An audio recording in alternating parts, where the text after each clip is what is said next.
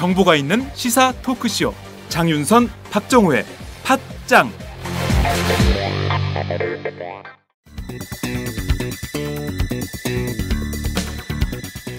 안녕하세요. 팟짱 애청자 여러분, 장윤선입니다. 여러분, 군불 침대라고 들어보셨습니까? 이 침대는 난방 기능이 있는 침대인데요. 전기장판이나 돌판을 이용한 게 아니라 특이하게도 따뜻한 바람을 넣어서 특수 제작한 침대 매트리스입니다. 그러니 여러분의 잠자리가 정말 훈훈하겠죠?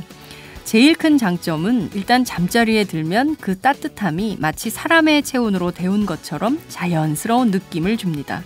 열선을 사용하지 않으니 당연히 화상이나 전자파 걱정도 없고요.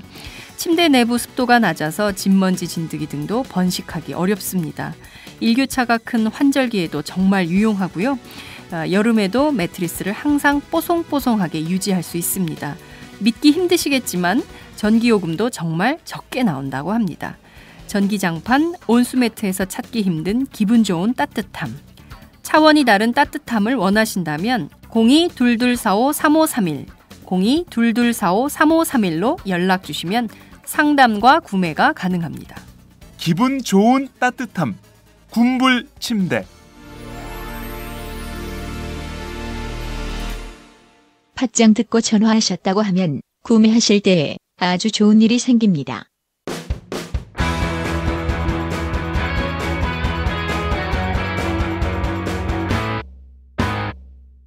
색깔 있는 인터뷰. 색깔 있는 인터뷰 시작하겠습니다. 남경필 경기도지사는 지난 1월 성남시의 3대 무상복지 사업에 대해서 소송을 제기한 바 있죠. 보건복지부 장관과 협의를 받지 않은 채 의결한 것은 사회보장법 위반이라는 겁니다. 그래서 제의를 요구했는데 성남시가 이것을 거절했다라는 것이 소 제기의 이유이기도 합니다. 자, 성남시의 3대 복지 사업. 지역 주민들은 환호하는데 정부는 왜 이렇게 반대를 하는 걸까요? 오늘은 이 문제를 좀 본격적으로 짚어보도록 하겠습니다. 이재명 성남시장을 전화로 연결합니다. 시장님 나와 계신가요? 네, 안녕하세요. 이재명입니다. 네, 오랜만에 뵙겠습니다. 오랜만인가요? 2016년 들어서 첫 번째 출연이세요. 네. 팟짱은 너무 많이 해서 문제예요. 아니에요. 그만큼 저희 애청자들이 이재명 시장님을 너무 사랑하잖아요. 감사합니다. 네? 이재명 시장님만 나오면 그냥 난리가 나요. 너무 인기가 많으셔가지고. 아이고, 감사합니다. 댓글 폭탄이 쏟아져요. 대개의 경우는 막 비판 욕설이 많은데 시장님은 응원합니다 이런 칭찬이 너무 많아가지고 다 읽어드릴 수도 없을 그런 지경입니다. 자, 우선 일배 소탕해서 그런 거 아닐까요? 일배소탕. 그런 것도 있죠. 우선 새해 인사 좀 부탁드릴게요. 뭐 특별한 건 없고요. 우리 사회가 대체적으로 위기에 좀 빠지는 것 같아요. 특히 중앙정부, 박근혜 정부의 과거 회기 시도 때문에 사회 여러 분야에서 퇴보가 이루어지고 있는데 특히 통일, 안보, 지방자치, 역사, 문화 모든 영역에서 그렇게 되는 것 같아요. 근데 이런 역사의 되돌림 현상을 우리가 막지 않으면 다시 또 과거의 그 안 좋은 상황으로 되돌아갈 수 있기 때문에 함께 싸워야 될 때가 아닌가 그런 생각이 들고요. 그러나 또 한편으로 세상이란 앞으로 또 전진하는 거니까 또 희망을 갖고 같이 열심히 했으면 좋겠다 이런 말씀 드리고 싶습니다. 네. 일단 시장님의 그 말씀에 위로를 받는 국민들이 굉장히 많을 것 같아요. 정말 힘들고 어려운 때인데 이게 함께 싸우면서 어깨를 좀 걸고 희망을 좀 만들어가자. 고비를 함께 넘기자. 이런 게 왠지 좀 마음이 훈훈해지네요. 봄 같은. 네. 이재명 시장님 환영합니다. 위로와 응원을 보냅니다. 쫄지 마. 진짜 이재명 시장이 나옵니까? 와, 기대됩니다. 나오셨어요. 네.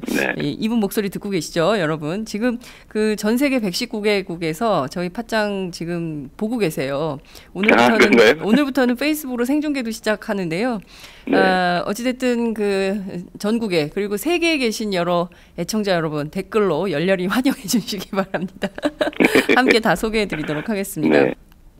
자, 앞서 말씀드린 대로 경기도가 성남시 3대 복지사업에 대해서 소를 제기를 했습니다. 벌써 한 달 정도 지난 것 같아요. 지금 그동안의 소송 상황이 좀 어떻게 돌아가고 있나요? 여러분 보건복지부가 이제 경기도에다가 일종의 청탁 같은 걸 한 거죠. 성남시는 경기도가 제소할 수 있게 돼 있으니까. 네. 경기도가 이제 보건복지부의 요청을 거절했어야 되는데, 네.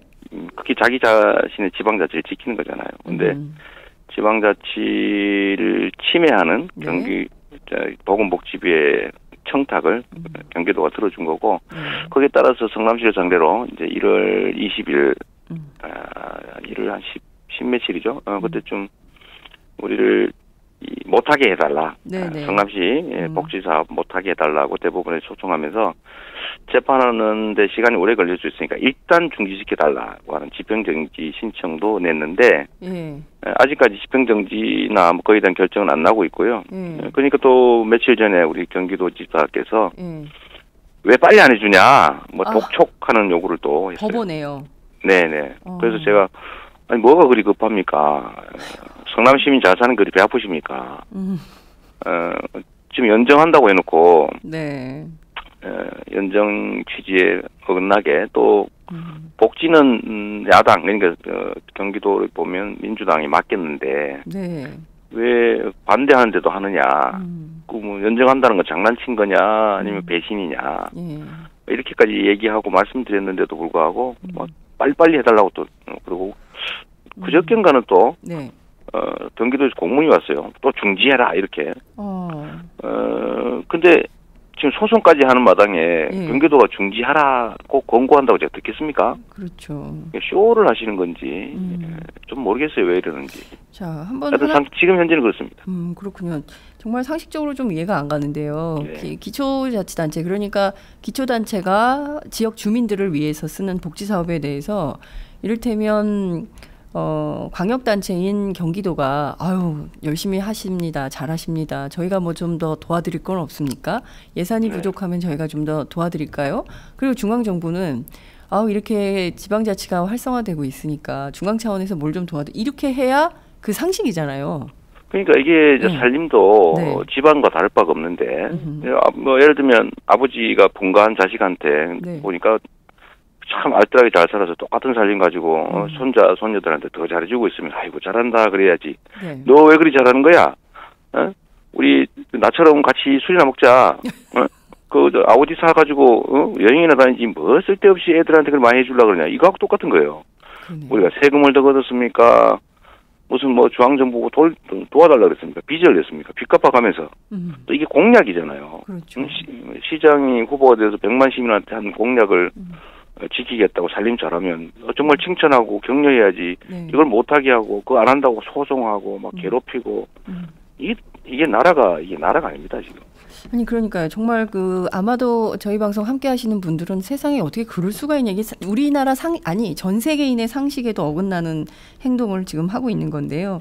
집행정지 가처분 신청을 냈는지는 저는 몰랐는데요. 집행정지 가처분 신청을 내는 거면 지금 현재 진행 중인 복지사업 전면 중단해라 이런 요구인 것인데 그리고 지금 그걸 낸 것뿐만 아니라 법원에다 독촉 요구를 하고 있다. 상식적으로 좀 이해하기 어려운 그런 것인데요. 경기도가 이렇게 남경필 지사도 복지는 중요하다고 생각하고 그리고 또 연정을 통해서 복지는 더불어민주당에 맡기고 뭐 이런 지금 도정을 펼치고 있는데 맡겼으면은 맡겨야지. 맡긴다고 말은 해놓고 맡은 쪽이 안 됩니다. 이거는 민주당의 중요한 가치입니다. 복지 확대는. 그러니까 이거 경기도가 막으면 안 된다고 명시적으로 반대했는데도 그냥 무시하고 소송까지 했는데 제가 사실은 좀 더 이해 안 되는 거는 뭐 남경필 지사께서야 새누리당 소속이고 새누리당은 복지 확대하는 걸 싫어하는 집단 같아요. 내가 보니까 그 중앙 정부의 눈치도 봐야 되고 하니까 또 중앙 정부는 또 복지는 공짜다. 국민들한테 복지 많이 해주면 버릇 나빠진다. 뭐 이런 생각 가진 집단이잖아요. 그렇죠. 그러니까 그 이해해요. 뭐 일부 예를 들면 우리가 입장이 다르니까. 근데 거기에 연정의 이름으로 들어가서 복지를 막고 있다는 민주당 도대체 뭡니까? 왜 뺨 맞아가면서 가만히 있는 거예요? 왜 본인들이 뺨 맞아가면서 그냥 같이 사는 거 좋은데 아니 저한테 이렇게 방해하고 이러는 거 그건 못하면 본인들이 책임져야 되는 거 아닌가요? 같이 저를 때리고 있잖아요 지금. 이해가 안 됩니다. 지금 이런데도 사실 연정은 깨진 거 아닙니까? 네. 부부라고 하는 게 뭐 호적 신고 같이 해놨다고 부부입니까? 두드려 패고 뭐 살림 다 뺐고 결혼 바지 뺐고 무시하고 뭐 그러면 부부 아니잖아요. 네. 그러면 자주적인 생각을 가진 사람이면 당연히 정리해야지. 네. 그 이기호 부시장 그것도 이해가 안 돼요. 네. 혹시 그 이기호 부시장하고는 부지사하고는 좀 뭐 통화나 소통을 좀 하셨습니까? 뭐 전에 이 문제 있을 때 네. 뭐 통화도 하고 그랬죠. 근데 뭐 본인은 명확하게 반대 입장이었던 거고, 네. 뭐 연정이 심각한 위기다 뭐 이런 말씀하셨는데, 네. 그것까지가 끝이었고 다음은 지금 알 수가 없어요. 이런 식으로 연정을 파괴할 뿐만 아니라 완전 파괴도 아니죠. 완전 무시한 거죠. 근데 그 연정의 이름을 유지하도록 네. 협조하는지 이해가 안 됩니다. 결국은 뭐 대외적으로는 같이 저를 성남시를 또는 민주당을 공격하고 있는 거 아닙니까? 네. 그게 무슨 연정이? 당 차원에서는 어떤 요구를 해보시거나 하신 적은 있으십니까? 당에서 아직까지는요. 이제는 좀 공식적으로 문제 제기할까 싶어요. 지금까지는 한 달간 좀 당이 어떻게 하나 지켜보고 네. 한편으로는 좀 인내하기도 했는데 뭐 이렇게까지 이른 마당에 그냥 가만히 있을 수는 없겠다 이런 판단을 하셨다는 거죠. 그렇습니다. 경기도가 계속 어제 그저께 사실 제가 모멸감을 느꼈는데 네. 소송하고 집행정지 신청하고 뭐 이렇게 난리를 치고 있는데 네. 자료 요청이 왔어요. 자료 요청? 아니 어디서요? 소송하고 있으면서 그 소송에 관한 이거 뭐 집행 자료를 내라는 거예요. 그래서 제가 그랬습니다. 법원 통해서 달라고 그래라. 아니 지금 나를 뭘로 보고 성남시를 뭘로 보고 응? 재판까지 해놓고 집행 상황을 보고하라고 그러질 않나. 네. 그 제가 왜 보고해야 됩니까 그거를. 법에 의무도 없는 걸. 네. 때려놓고 너 왜 맞았는지 응? 그 이유 내라 이런 거 비슷한 거잖아요. 사유서 내라는 거네요. 네. 그래서 뭐 하지 마라. 뭐 지금 또 얘기하는데 법정에 소송까지 해놓고 뭘 또 하지 말라고 공문을 보냅니까? 그 지금 장난하는 거예요. 그러니까요. 아니 이것도 결국 복지에 관한 영역이고 결국 부지사가 다 알고 있는 거 아닙니까? 사회통합 부지사 몫이잖아요. 이 복지에 관계된 건. 네. 어떻게 그런 걸 성남시에도 자꾸 합니까? 지금 모멸감 주자는 겁니까? 왜 그런 걸 같이 하고 있는 거예요? 경기도 민주당. 도대체 경기도 더불어민주당은 뭐 하고 있는 겁니까? 예? 이런 비판을 지금 하고 계시는 그게 말이 되냔 말이에요. 지금 상황은 그러니까 이게 우리나라 전체적으로 좀 고려해봐야 될 게 진짜 많은데 이게 뭐 상식과 원칙이 다 무너지고 무질서 그 자체다 보니까 이것도 별로 그렇게 심각하게 안 받아들일 수도 있는데 이거는 기본적 도의에 관한 거 아니에요? 그렇습니다. 정말 이해가 안 됩니다. 굳이 예를 들면 말이에요. 시집간 누나가 매형하고 둘이서 친정 동생 패고 있는 거예요. 너무 가슴이 아픈 비유를 하고 계십니다. 시집간 누나가 매형하고 둘이 짜고 동생 때리고 있는 거다. 짠 건 아닌데 매형한테 강요당한 거긴 한데 그러면 하지 말아야죠. 그럼 나와야죠. 그죠? 뭐 나와요. 뭐 그건 모르겠는데. 하여튼 그렇게 하면 안 되는 거죠. 그렇습니다. 정말 비유가 너무 가슴 아픈 비유를 하셨는데요. 어찌됐든 지금 오늘 말씀하신 이 내용이 더불어민주당에 전달이 돼서 이 문제와 관련해서는 당 내부에서도 어떤 공식적인 논의가 있어야 되겠다. 이런 말씀을 좀 드릴 수밖에 없습니다. 그나저나 좀 구분해서 좀 저희가 봐야 될 것 같은데요. 어쨌든 민주당의 문제는 민주당의 문제대로 놔둔다 치더라도 자, 그렇다면 새누리당 같은 경우에는 이게 남경필 지사 앞서도 말씀드렸지만 뭐 겉으로는 굉장히 뭔가 좀 그 개혁적 보수 노선을 걸으려고 하는 걸로 보이는데 뭐 또 다른 특별한 정치적 배경이나 뭐 이런 게 좀 있을까요? 뭐 중앙정부로부터 어떤 요청을 받았다든가 그런 건 좀 어떻게 보십니까? 제가 이제 경기도 남경필 지사님한테도 이렇게 말씀을 비공식적으로 우회해서 드렸죠. 아니 명색이 연정원이 되는데 이 압력이 있을 거다 분명히 당도 그렇고 뭐 중앙정부도 그렇고 입장은 명확하게 복지 확대 반대 아닙니까? 기존에 있는 복지도 다 축소하라고 지금 정부가 지시해 놓은 상태고요. 645만 명 정도의 혜택이 사라져 가죠. 그런 복지 축소 지시하고 또 복지 확대 안 된다는 입장이고 또 당도 예를 들면 김무성 대표는 복지 확대하면 국민이 나태해진다, 게을러진다, 버릇 나빠진다 이런 얘기하고 공식적으로 하잖아요. 그러니까 복지는 공짜고 국민 버릇 나빠지니까 최대한 하지 말아야 된다. 이게 지금 정부의 생각인 거예요. 근데 저는 반대거든요. 그렇습니다. 대한민국은 복지국가고 네. 헌법에 복지 확대를 국가의 의무로 규정하고 있어요. 즉 국민의 권리라는 거죠. 자꾸 공짜 이렇게 말하는데 이거는 공짜가 아니라 공짜는 기여도 없는 사람이 누군가의 시에 의해서 받는 걸 공짜라고 하는 건데 네. 국민들은 세금을 내고 있어요. 즉 국정 시정의 주체라고요. 네. 즉 정치인들은 대리인이고 모섬일 뿐이에요.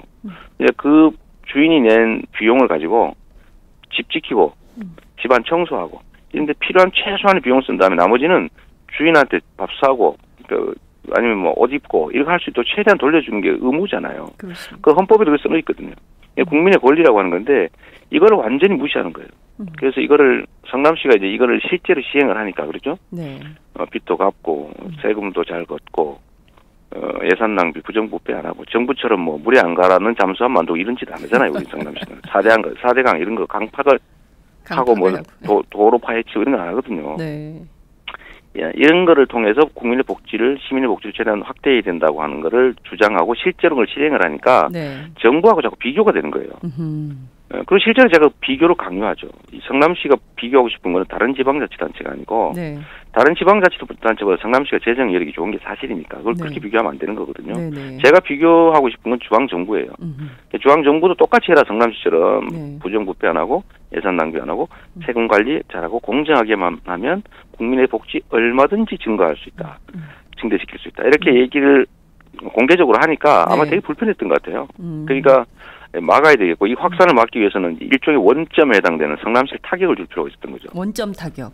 네. 근데 이 원점에 근데 직접적으로는 정부가 할 권한이 없으니까 경기도를 통해서 네. 일종의 청부 원점 타격을 하게 된 건데 이걸 경기도가 거부했어야죠. 네.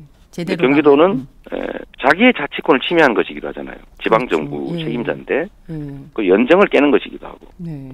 그러니까 하지 말았어야 되는데 이걸 하는 이유는 제가 보기에는 뭐 경기도를 뛰어넘는 중앙정부 또 새누리당 핵심 지도부 차원의 명확한 의지가 실려 있다고 보는 겁니다. 그렇군요. 네. 말씀하신 대로 이게 뭐 일목요연하게 딱 정리가 되네요. 말씀하신 대로 뭐 청부를 받아서 원점 타격에 나섰다면 남경필 지사가 뭐 어떻게 피하려고 해도 도리가 없었던 거 아닌가 이런 생각마저 드는데. 뭐 저도 우회적으로 전해 들은 바로는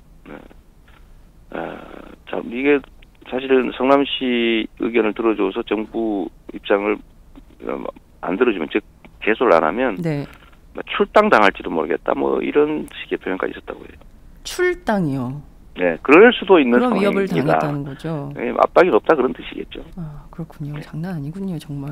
예. 그러니까 뭐 일면 보면 뭐 경기도한테 뭐 얘기를 하기가 좀 그렇죠. 그래서 제가 경기도 얘기를 많이 안 해요. 네, 그렇군요. 네, 결국 복지부와 청와대, 뭐 어디 박근혜 정부, 네. 그다음에 새누리당 지도부의 명확한 의지니까요. 그렇군요. 저번에 깡 얘기 잠깐 있었는데 네. 그 깡 얘기를 말해요. 이게 네. 뭐 그리 심각한 얘기라고 당 대표도 하루 하고, 다 했어요. 사무총장이 또 하루 하고, 원내 수석이 한 번, 원내 대표가 한 번 하고, 또 뭐 원내 대변인이 또 한 번 하고, 막 돌아가면서 일주일을 하더라고요.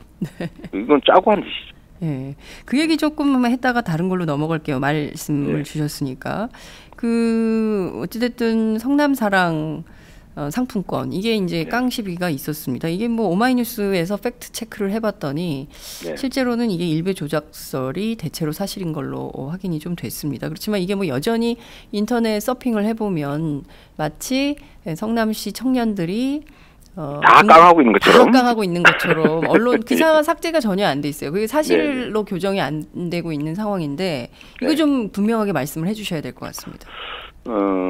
이게 이제 저희가 현금을 줬으면 이런 비난이 안 됐을 테고요. 네. 현금을 줬으면 이렇게 비난했을 겁니다 아마. 청년배당이 지급되는 날 저녁에 막 여기저기 뒤져가지고 무슨 돈으로 술 먹냐. 오늘 청년배당 받아서 먹습니다. 그러면 청년배당 받아서 술꾼 만들어.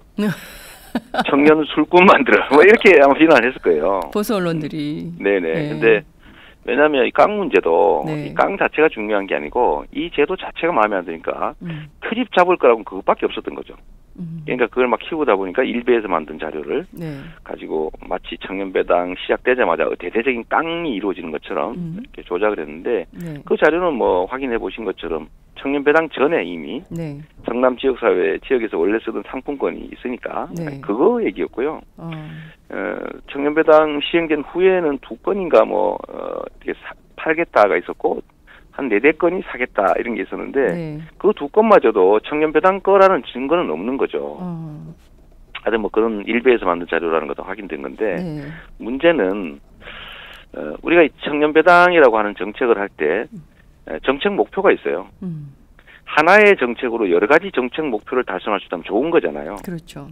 그러니까 우리가 이 청년 배당을 하는 이유는 첫째는 청년의 복지 증대. 네. 청년이 각 세대별로 볼 때 예를 들면 영아 시대, 네. 또 학생 시대, 또 그다음에 어른일 때 이렇게 네. 생애 주기별로 보면 각종 복지제 정책을 저희가 취하는데 그중에 청년에 대한 정책은 전무하단 말이에요. 그래요. 그래서 청년의 복지로 요거는 좀 해야 되겠다 하는 게 하나고 두 번째는 이제 취업 역량 강화, 어쨌든 먹고 살아야 되니까요. 네. 그 역량 강화, 책도 좀 사보고 네. 하다못해 양복이라도 좀 빌려 입고 이것도 부담이라는 거 아닙니까 면접 다니는데. 맞아요. 그러니까 그런 데 좀 하자. 세 번째 목표는 네. 지역 경제 활성화인데 이게 한 절반의 목표 정도 비중을 갖습니다. 절반의 비중을 하는데 성남 지역 화폐라고 부르죠 보통. 그렇죠. 이거는 이제 대형 유통점은 못 쓰고 술집 이런 데 못 쓰고 네. 성남 밖에서는 못 쓰고 성남 시내의 골목 상권, 영세 자영업자, 그다음에 재래시장 이런 데만 쓸 수 있게 됐어요. 네. 그럼 없는 사람이 먹고 살 수 있잖아요. 그렇습니다. 그러니까 이게 실제로 효과를 발휘해서 설 전에 제가 시내 재래시장을 돌아봤더니 매출이 한 15% 늘었다고 그러더라고요. 상당한 거죠. 성남은 엄청 좋아해요, 다들. 그러니까요. 이사 가야 돼요. 전국에서 창업하고 싶은 도시 2번째로 성남 수정구가 채택이 됐어요. 1번이 강남구, 2번이 성남 수정구인데 왜 그러겠어요? 되니까. 동네 골목에서 돈을 쓰니까요. 네. 이런 이제 세 번째 정책 목표가 있는데 오로지 취업 역량 강화만이 이 정책의 목표인 것처럼 축소를 한 다음에 야 청년들이 깡을 했는데 그게 취업 역량 강화에 무슨 도움이 되냐 이렇게 얘기한 거죠. 근데 실제로 깡하는 경우도 거의 없고요. 저희가 단속을 하긴 합니다. 왜냐하면 그 전부터 있었던 일이니까. 근데 이 깡이라고 하는 거는 여하튼 깡을 하더라도 성남 지역사회 안에 그 돈이 쓰여지겠죠. 그렇죠. 극단적으로 얘기하면 깡을 하는 것도 쓰는 방법이에요. 현금을 줘가지고 그 현금으로 친구한테 기부할 수도 있는 거고, 그죠? 그러다 극단적으로 갖다 버릴 수도 있는 거죠. 우리가 그 혜택을 준 거니까. 준 다음에 어떻게 썼냐는 본인의 마음이죠. 근데 그 쓰는 양태 하나를 가지고 마치 심각한 문제인 것처럼 부분적이고 지역적인 문제를 전체의 심각한 문제인 것처럼 침소봉대해서 모든 보수 언론들이 총공격을 했죠. 한 열흘간. 그러니까 이거는 이 제도 자체가 싫은 겁니다. 그러면 제가 이렇게 얘기했죠. 그럼 현금으로 주면 되겠냐? 그건 말이 없어요. 그러면 현금으로 드릴까? 현금으로 주면은 그건 괜찮다는 거예요. 그건 또 아니에요. 결국은 이게 이제 작은 문제. 예를 들면 화폐가 편하긴 하잖아요. 그죠? 그렇죠. 편한데 불편한 점이 있어요. 어떤 거냐면 위조를 한다는 거예요. 화폐 위조하잖아요. 그 위조 보면 처벌 많이 하죠. 근데 물물 교환하면 위조가 불가능해요. 그렇죠. 똑같은 거 만들면 되니까. 그러면 위조의 위험이 있으니까 부정거래의 위험이 있으니까 화폐 쓰지 말아야 되냐? 그건 말이 안 되죠. 상품권 지역경제 활성화에 도움이 되고 불편하지만 그 불편은 수혜자가 부담한다. 왜? 시민이 낸 세금이니까. 시민 전체를 위해서 불편함을 좀 감수한다. 이런 정책 목표 취지에서 보면 일부에서 비록 땅을 했다 한들 그게 이 제도 자체를 존폐를 논할 만큼 심각한 문제는 아닌 거죠. 그러니까 이거는 공격을 하는 거예요. 공격. 그러니까 이런 국민들의 의견이 많습니다. 지금 한심한 정부, 성남시장님 지금 상을 줘도 모자를 판에 소금 뿌리고 있으니 정말 한심하다. 정말 외롭게 싸우고 계시네요. 정말 이게 지금 굉장히 많은 새누리당의 온갖 악행이 하늘을 찌른다. 온갖 지금 엄청난 의견들이 들어오고 있는데요. 인터뷰 시간이 너무 짧아서 제가 일일이 다 소개 못 드려서 죄송합니다. 지금 보니까 말씀하신 대로 교복값 얘기도 제가 좀 해야 될 것 같은데요. 이게 봤더니 1인당 15만 원씩 지급이 되는 거예요. 이게 이미 원래는 28만 6천 원인가 주게 돼 있는데 정부에서 페널티 매기겠다고 하니까 진짜 페널티를 정부와 협의를 완전히 거치지 않고 정부가 동의 안 했는데 일방적으로 지방자치단체가 복지사업을 하면 복지사업하는 금액만큼 페널티를 때리겠다. 맞아요. 이런 시행령을 작년에 자기들 마음대로 만들었거든요. 법에 근거도 없는. 예. 법에 근거도 없는 시행령. 법에 근거가 없죠. 예. 이게 이제 우리나라 영치주의 국가라고. 그러니까요. 법치주의에서 영치주의로. 최근에는 인치주의로 올라갔더구만요. 법이고 인치주의요? 영이고 마음대로 관계없이 해버리는. 예. 하여튼 뭐 그런 변화의 일환인데 하여튼 시행령 만들어서 그 금액만큼 때리겠다고 하니까 실제로 만약에 때리면 성남시가 최대 한도가 87억이긴 한데 네. 정부 지원이 87억밖에 없거든요. 우리가 지원도 아니죠. 정부 사무 처리 비용을 우리가 받고 있는 게 사무 처리 그거를 안 주겠다 이러길래 안 주면 재정에 손실이 올 수 있으니까 네. 받는 사람이 그 위험을 부담하자. 그래서 반은 남기고 반은 주고 최악의 경우는 이 반으로 정부 페널티를 부과하면 시민들한테 피해가 없잖아요. 네. 그래서 반만 주고 있는 거예요. 아니 그러니까 원래대로 성남시 시책대로 했으면 28만 6천 원씩 다 받는 건데 그렇죠. 지금 청년배당도 정부가 이 100만 원, 페널티를 분기별로 25만 원 됐죠. 그러니까요. 정부가 산후조리비도 25만 원이라 50만 원이죠. 그러니까 근데 이거를 네. 하여튼 유보해놓고 네. 지금 이제 대통령 상대로 저희가 헌법재판소에 소송을 제기해놨으니까 저도 소송해놨거든요. 네. 대통령 상대로. 네네. 그 시행령이 잘못됐다. 권한쟁의 그래서 거기 심판. 네. 시행령이 잘못됐다고 판정이 나면 그때 마저 다 주려고 그러죠. 아 그렇군요. 네. 지금 제가 소송 많아요 이것 때문에. 아니 근데 정부가 왜 이렇게 소송을 겁니까 정말. 이거는 제가 그랬어요. 불법적인 시행령을 만들어서 네. 성남시에 피해를 주니까 시행령. 가만히 있어야 될까요? 법원에라도 억울하면 고소를 해야 호소해야죠. 예. 제가 약자니까요. 예, 시민들을 대신해서 당연히 해야 되는데요. 제가 주변에 취재를 해봤더니 성남시가 1인당 교복값 15만 원 준다고 하는데 시장에 가면 전부 30만 원 이상이라는 그러니까, 거예요. 그래서 28만 6천 원을 저희가 네. 주기로 했던 거죠. 여전히 지울 수 있어요. 왜냐하면 유보해 놓은 거예요. 네. 아니 정말 이거는 헌법재판소가 빨리 서둘러서 소송을 진행해야 될 것 같습니다. 이게 지금 그 가구당 빠듯한 살림에 30만 원 그애 교복값 하면 가방 사야죠. 큽니다, 뭐 그거. 또. 예. 예, 뭐 이거 굉장히 큰 운동화도 또 새로 사줘야 되잖아요. 애 낳아서 예. 키우는 걸 개인이 비용을 부담하는데 이거 진짜 국가에 충성하고 있는 겁니다. 이 인구가 줄어가지고 나라가 없어지게 생겼잖아요. 그러니까요. 정부에서는 대체 뭐 하는 거예요? 아 정말 답답합니다. 잘한다고 칭찬하고 격려하고 도와줘야지. 네. 세상에 이거 못하게 왜 죽으라고 막는 거예요? 그러니까요. 나라를 국민을 위해서 경영하는 건지 자기들 욕심 채우려고 하는 건지 저는 후자라고 확신합니다. 후자라고 확신한다. 욕심 채우려고 정치하는 게 분명하다. 확실하다. 그럼 국민이 혜택 보는 걸 막을 이유가 없잖아요. 맞습니다. 정말 이 방송 함께 하시는 분들 진짜 이 나쁜 XX 이런 생각마저 들 것 같은데 네. 지금 공공산후조리원 이것도 지금 반대하고 있잖아요. 그죠? 산후조리원 짓는 것 자체를 반대하고요. 네. 그래서 우리가 그러면 산후조리비라도 지원해 주겠다. 그것도 죽어도 안 된다는 거예요. 더 재밌는 거는요. 네. 지금 협의를 핑계대고 있는데. 네네. 협의 안 했다. 예. 아니 작년 3월에 협의 신청했는데 아직도 하고 있어요. 하지 말라는 얘기 아닙니까? 아니 무슨 협의를 지금 1년이 다 돼가네. 예? 아니 그러니까 1년 동안 해버리면 예를 들면 그래서 내년 예산 가지고 또 협의하면 또 1년 끄면 못하고 또 내년 예산 가지고 또 하면 또 1년 끄면 못하고 그럼 끌기만 하면 다 못하게 할 수 있는 건데 이게 법입니까? 그 이후로 지금 이거 무효라고 주장하는데 네. 그럼 정부가 협의한다고 접수해놓고 가만히 있으면 아무것도 못하는 거네. 그러니까요. 지금 이런 정부의 얼토당토하는 조치들에 대해서 성남 시민들은 좀 어떤 반응이세요? 우리 장 기자님이 좀 물어봐 주세요. 네. 되게 주민들은 좋아하지요. 좋아하고 네. 주민들이 바보가 아니거든요. 네. 이게 지금 조중동이나 이런 보수 언론들이 착각하는 게 하나 있는데 네. 과거에는 자기들이 주장을 하면 사람들이 대체적으로 받아들였어요. 그런데 요즘은 안 받아들입니다.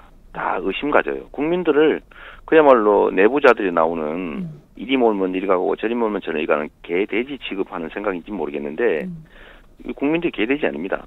이 정말로 사고 능력 가지고 있고요.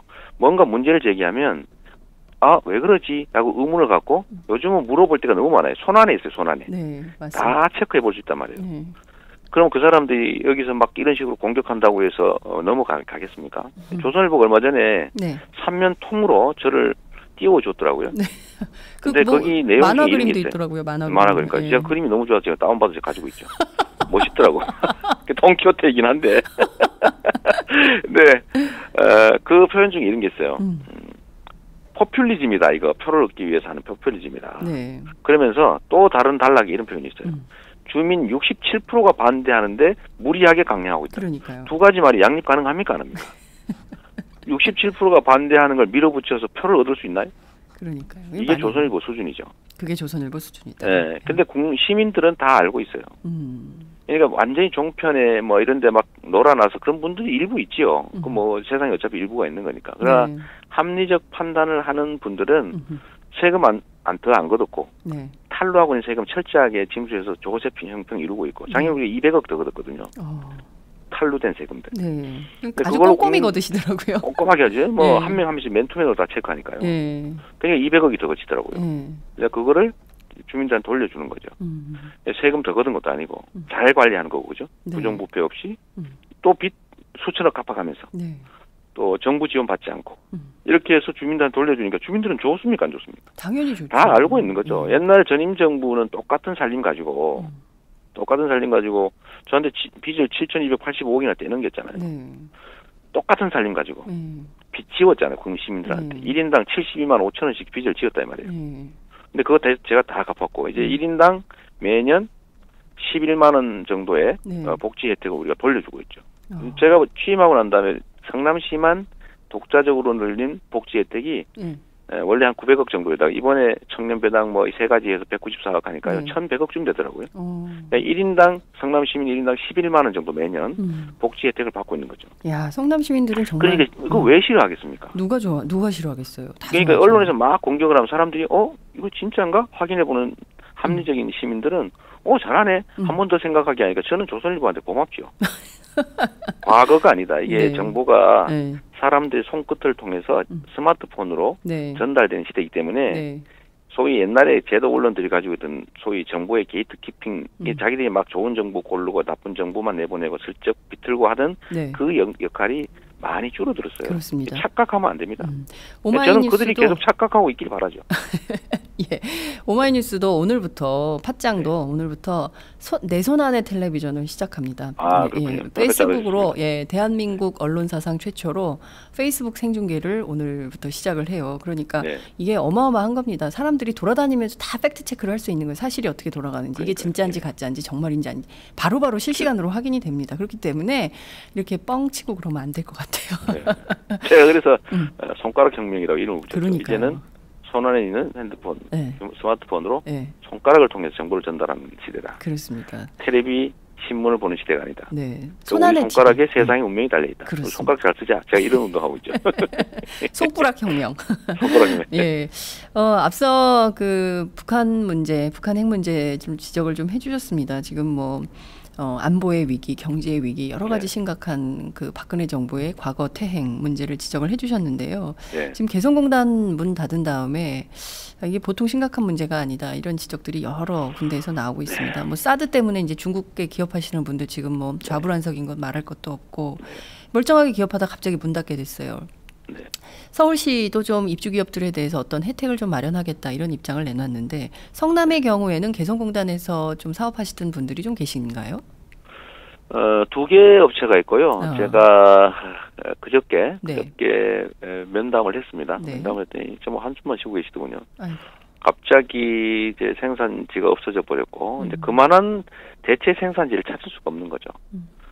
그리고 또 한 가지 문제는 개성공단이 두 번째 문을 닫다 보니까 이제는 원 거래처들이 개성공단에서 생산하는 건 앞으로 안 받겠다 그런대요. 아이고. 왜냐하면 언제 문 닫을지 모르니까 차질이 발생할지 모르니까 이 경제는 신뢰 아닙니까? 그렇습니다. 경제는 심리거든요. 근데 세상에 이게 남북 간 합의로 국제조약에 준하는 거 아닙니까? 그 법이거든요. 그리고 남북교류협력법이라고 하는 것도 있잖아요. 뭐 청문절차 거쳐서 해야 된다 등등. 이거 완전히 싸그리 무시하고 말이에요. 법에 없는 자기들 말은 통치행위라는데 지금 대한민국이 민주공화국입니까? 전제군주국입니까? 대통령도 헌법과 법률을 지켜야 되거든요. 헌법과 법률을 지키지 않을 때는 새로운 지배자를 뽑은 게 아니에요, 우리가. 왕이 아니란 말이죠. 그럼 법률과 헌법을 지켜야 되고 법률과 헌법을 지키지 않으면 탄핵사유라고 헌법에 써져 있잖아요. 근데 왜 안 지키는 거예요? 대통령이니까 박근혜 대통령이니까 안 지켜도 되는 겁니까? 대통령이니까 안 지켜도 되는 겁니까? 이건 사실은 박근혜 대통령이니까 안 지켜도 된다는 생각을 하는 것 같아요. 왕인 거죠, 이미. 이미 왕이다. 그래서 이게 남북 관계 또 통일 문제에도 심각한 영향을 줄 뿐만 아니라 또 외교적으로도 보면 대한민국의 조약 또는 국제간 합의를 대한민국 하는 걸 누가 어떻게 믿겠습니까? 이것도 합의 아니에요. 그렇죠. 사실상의 국가죠. 예. 이적 단체라고 우리가 하긴 하지만 네. 어쨌든 하나의 대등한 상대 국가로 합의 서명했잖아요. 네. 지키는 게 북한을 위해 지키는 게 아니라 우리를 위해 지켜야 되는 겁니다. 대한민국은 공식적인 약속을 어기지 않는 나라, 네. 믿을 수 있는 나라, 말한 건 지키는 나라. 이게 외교의 가장 기본인데 네. 이걸 일방적으로 깨버렸단 말이에요. 그래서 이게 국제적 신뢰 문제를 심각하게 훼손했고 네. 두 번째는 남북 간 문제, 교류 협력에 완벽한 그 손상을 가했고 세 번째는 거기에 관계된 엄청난 수의 많은 기업과 종사자들한테 정말 회복할 수 없는 손해를 끼쳤단 말입니다. 네. 그리고 또 한 가지는 민주주의 자체에 심각한 손상을 줬어요. 그게 뭐냐면 대통령이 법을 어겼다는 거예요. 그것도 대놓고 그렇습니다. 엄청난 수의 엄청난 피해를 입히면서 예. 이거 정말 심각하죠. 저는 어젯밤 페이스북에 제가 글 써놨습니다만 대통령도 법을 지켜야 되고 대통령 선서에 있잖아요. 국헌을 준수하고 선서했잖아요. 네. 선서 안에도 대한민국 국민으로서 대한민국 헌법과 법률의 구속을 받는 건 당연한 거죠. 치해법권자가 아니지 않습니까? 그렇습니다. 그런데 민주주의를 통째로 깨버린 거예요. 근데 법치주의를 어기고 네. 영치주의 시행령 만들어서 자기 마음대로 통치하는 거 하다가 이제는 시행령 같은 것도 필요 없이 네. 자기 입으로 그냥 헌법과 법률에 어긋나는 어떤 행위를 해버렸단 말이에요. 네. 국민들의 생명, 재산에 심각한 위해를 주는. 네. 이제 인치 사회로 간 거예요. 인치가 뭐예요? 사람이 지 마음대로 하는 거를 인치라고 하고 그걸 곧 왕이라고 하는데 우리가 전제군주라고 하는데 네. 대한민국이 전제군주 시대로 되돌아갔습니다. 그래서 이 민주주의 파괴라는 측면에서도 정말 심각해요. 정말 잠이 안 오더라니까요. 예, 시장님 잠이 안 오시고 뭐 그런 일반 시민들도 굉장히 많이 있습니다. 참 이 나라가 어떻게 가려고 그러냐 걱정들을 많이 하는데 정작 야권은 이런 것에 대해서 맞서 싸운다거나 그리고 과거처럼 막 이렇게 들불처럼 시민들이 일어나서 뭐 촛불 시위를 한다거나 이런 것도 별로 없는 것 같아요. 그런 현상은 어떻게 보세요? 일종의 패배감일 가능성이 있고요. 네. 뭐 내가 해서 되겠냐. 그다음에 저들의 그 탄압이라고 하는 게 매우 교묘하고 또 좀 뭐라 그럴까 비공식적이고요. 예를 들면 전에는 공권력을 직접 동원했다고 하면 지금은 국민들 사이에 이간질을 시켜서 싸움을 시키죠 서로. 제가 개성공단 폐쇄 후에 기업인들이나 이 사람들이 불만이 터져 나올 거 아닙니까? 네. 이럴 때 정부의 대응이 어떤 걸까를 제가 한번 유심히 봤는데 네. 딱 예상대로였어요. 편가리. 그래서 바로 정부가 아니라 마치 세월호 유가족들을 돈벌레 만들어서 국민과 이간질을 시키듯이 바로 이 사람들을 대북 이적 행위한 북한에 돈을 대준 나쁜 사람으로 몰아버리더라고요. 근데 그게 정부가 하는 게 아니라 소위 그 이상한 그 단체들 또 뭐 인터넷 이런 데에서 하는 거죠. 네. 아주 교묘하게 마치 국민들 스스로 그렇게 되는 거죠. 국민들을 싸움을 시켜버린 거죠. 분할 지배 전략이라고 하는 게 지금 매우 잘 작동되고 있어서 이거 대항할 상대가 마땅치가 않은 거예요. 정부가 직접적으로 이걸 공격하면 정부에 대항할 텐데 정부가 안 해요. 꼬디 뭐 예를 들면 일베니 뭐 이런 데서 시작하는 거죠. 뭐 국민들끼리 싸움을 붙어버린 거예요. 그래서 이게 이제 그런 어쩌면 저쪽 입장에서 보면 매우 훌륭한 통치 기술일 수 있고요. 네. 이쪽에서 보면 참 무력감을 느낄 수밖에 없는 유령과 싸우는 상태죠. 그래서 아마 이렇게 저항이라든지 문제 제기가 좀 선명하지 않은 것 같아요. 근데 이럴수록 우리가 더 명확한 입장을 취해줄 필요가 있죠. 제가 예를 들면 성남시장이긴 하지만 남북 문제, 통일 문제, 또 민주주의 문제, 국제적 신뢰의 문제 이거는 우리 성남 100만 시민과 똑같이 겪는 위험이거든요. 그러니까 내가 100만 시민을 대표하는 사람이니까 우리 100만 시민들의 삶을 지키고 또 개선하기 위해서는 제가 성남시 행정을 잘하는 것도 기본으로 해야 되고 그거는 그것뿐만이 아니라 성남시를 둘러싸고 있는 대한민국 국민으로서의 삶도 침해되지 않고 좀 더 개선될 수 있도록 노력하는 건 제가 그들을 대표하는 대표니까 책임이잖아요. 그렇죠. 그러니까 저도 그래서 나라의 문제, 노동의 문제, 통일 문제 이런 얘기를 하지 않을 수 없는 거죠. 그래서 좀 많이들 얘기했으면 좋겠어요. 그것도 프레임의 공격이거든요. 넌 시장이니까 시장인만 해. 왜 제가 시장이니까 시장인만 해야 됩니까? 그럼 성남 시민이 성남 시민의 삶만 살아야 됩니까? 그렇지 않죠. 대한민국 국민으로서의 삶도 있는 거죠. 그렇습니다. 네. 힘내세요, 이 시장님.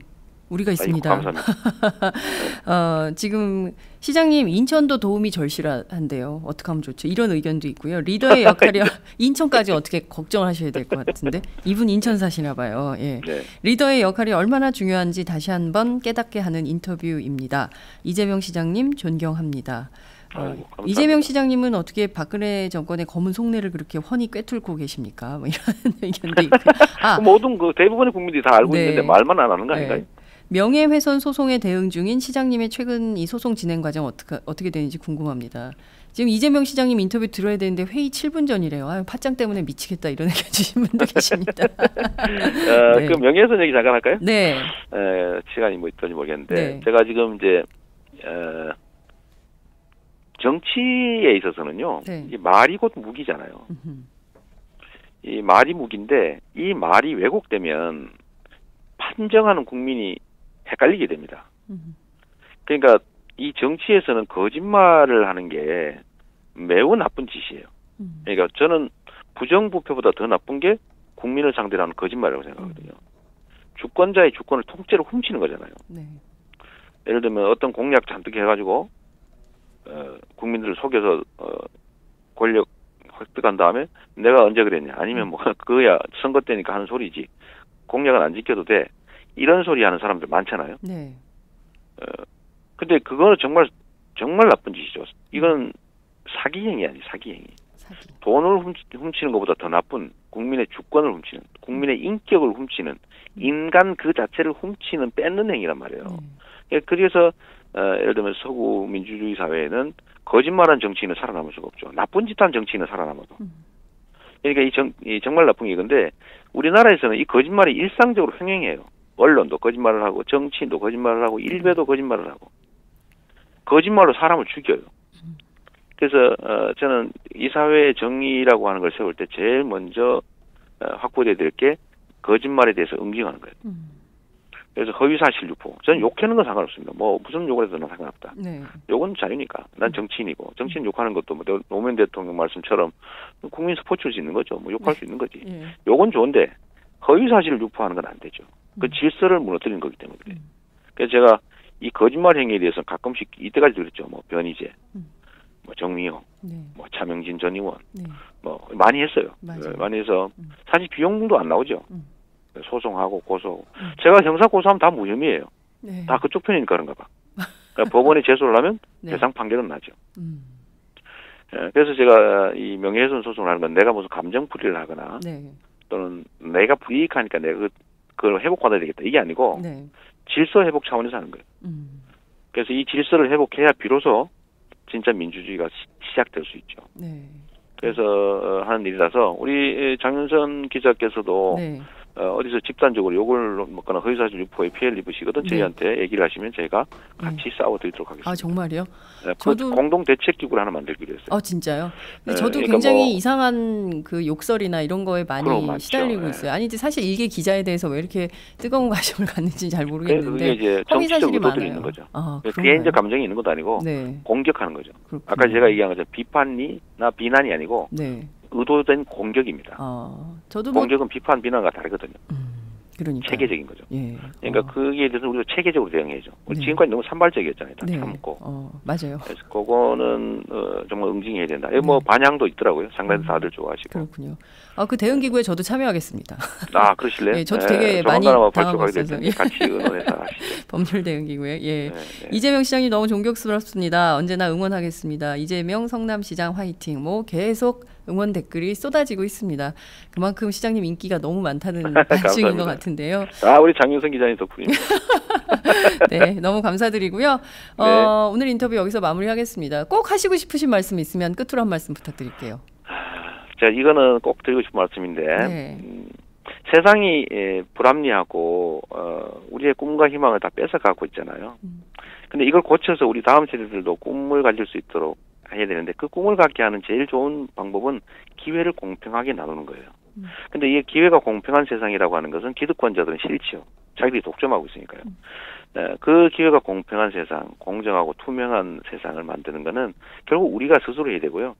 근데 우리가 가진 힘이라고 하는 것은 언론도 없고 조직도 없고 돈도 없고 권력도 없어요. 바로 숫자를 많이 가지고 있습니다. 근데 숫자가 많은 대신에 우리는 큰 걸 할 수가 없죠. 그래서 작은 실천들을 다수가 많이 하면 저들의 대포를 이길 수가 있어요. 그래서 우리가 손가락을 많이 써야 됩니다. 일상적인 작은 관심과 실천을 끊임없이 하고 포기하는 사람을 포기하지 않게 하면 우리가 원하는 세상 만들 수 있죠. 우리는 다수의 힘이 없습니다. 저 사람들은 소수인데 힘이 세요. 그러면 저 사람들의 전략은 이 다수를 포기시키고 분열시키고 서로 싸우게 하고 그다음에 그들의 일부를 자기들의 개로 만들어 쓰는 거죠. 그래서 우리의 전략은 그래서 반대라이죠. 포기하는 사람을 이렇게 세우고 서로 싸우지 말고 작은 차이를 서로 용인해가면서 더 큰 상대를 향해서 함께 싸워야 됩니다. 그리고 크게 한 건으로 크게 하겠다는 게 아니라 일상적인 작은 실천, 정말 댓글도 달고 공감도 하고 좋아요도 누르고 리트윗도 하고 트위터도 하고 페이스북도 하고 밴드, 카스 이런 거 해서 친구들 많이 만들고 평소에 작은 정보, 나를 지지해 주세요, 이거 하세요라고 요구하지 말고 그들에게 이익되는 정보를 전달해주면 세상은 자연스럽게 바뀌죠. 이 작은 실천들을 좀 했으면 좋겠어요. 제가 하고 있는 손가락 혁명군 입대를 권유드립니다. 네, 손가락 혁명군 입대. 저희가 영화 암살 이후에 독립군에 대해서 그리고 또 이제 영화 귀향 보면서 과거 우리 그 일본군 위안부로 하셨던 할머님들의 역사 그리고 또 독립운동의 역사 자꾸 있는데 그거를 다시 한번 생각하게 됐는데 이번엔 드디어 손가락 혁명군 입대를 요청을 드리는 이재명 시장님의 무슨 조직으로 엮지 않을까 걱정이 되긴 한데 이건 입대 절차가 없어요. 그냥 각자 알아서 하는 겁니다. 그러니까 실체가 없는 혁명군이에요. 네. 알겠습니다. 오늘 말씀 정말 잘 들었습니다. 고맙습니다. 네, 감사합니다.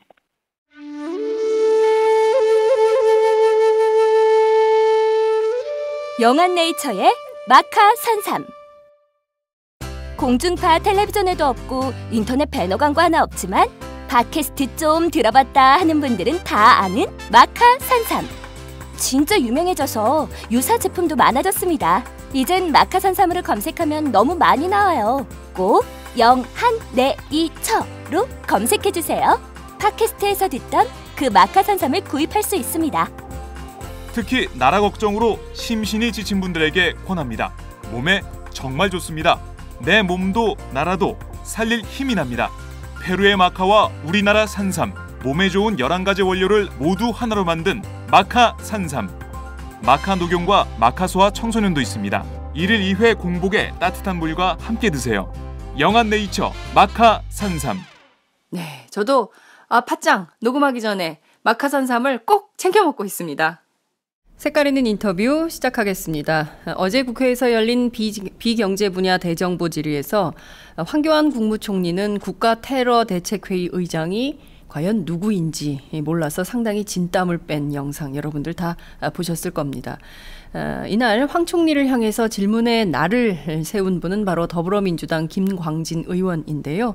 현재 국회 정보위에서도 활동하고 계신 김 의원을 오늘 전화로 연결해서 어제 열린 상황 그리고 또 하나 국정원이 긴급 당정회의에서 꼽은 북한의 테러 납치 대상들에 대해서 한번 진단을 해보도록 하겠습니다. 의원님 나와 계신가요? 예, 안녕하세요. 김광진입니다. 네, 지금 어디 계세요? 지금은 춘천에 있습니다. 바쁘게 선거운동 하시다가 긴급하게 팟짱에 인터뷰 요청을 드리니까 이렇게 응해 주셨습니다. 어제 예. 국회에서 황교안 총리하고 설전이 벌어졌어요. 뭐 설전은 주고받아야 설전인데 네. 상대가 내용을 모르시니까 설전이라고 하기는 어렵고. 예. 그렇군요. 그럼 일방적으로 쏟아내신 겁니까? 예. 네. 어제 내용을 좀 정리를 좀 해주세요. 당시 상황이 어땠는지, 좀 황 총리 표정이 어땠는지 예. 구체적으로 좀 설명을 해주십시오. 예, 사실 이제 그 영상이 이렇게 많이 편집돼서 떠돌아다니면서 일종의 개그의 소재처럼 이렇게 사용됐습니다만 사실은 참 슬픈 내용이죠. 대한민국의 안보라고 하는 것을 책임지고 있는 수장이기도 하고 네. 또 그 논의의 핵심이었습니다만은 총리가 지금 정부뿐만 아니라 총리, 대통령 모두가 나서서 테러 방지법 얘기를 하고 있지 않습니까? 네. 테러 방지법이 없으면 이 정부가 힘들어지고 북한의 도발을 막지 못하고 이 모든 것들을 기승전 테러 방지법을 하고 있는데 네. 현재 우리나라에도 테러 방지를 막을 수 있는 기구가 있습니다. 그것은 단순하게 뭐 국정원 자체도 그 일을 하고 있고 법무부에서도 그 일을 합니다만 네. 범정부 기구 차원에 있어서 네. 34년 전에 만들어 놓은 기구가 있습니다. 그게 상시적으로 운영되고 있는 기구고 원래 활동하는 기구입니다. 네. 그 기구의 의장은 네. 국무총리가 맡도록 되어 있습니다. 네. 그리고 소속은 대통령 소속으로 되어 있는 기구거든요.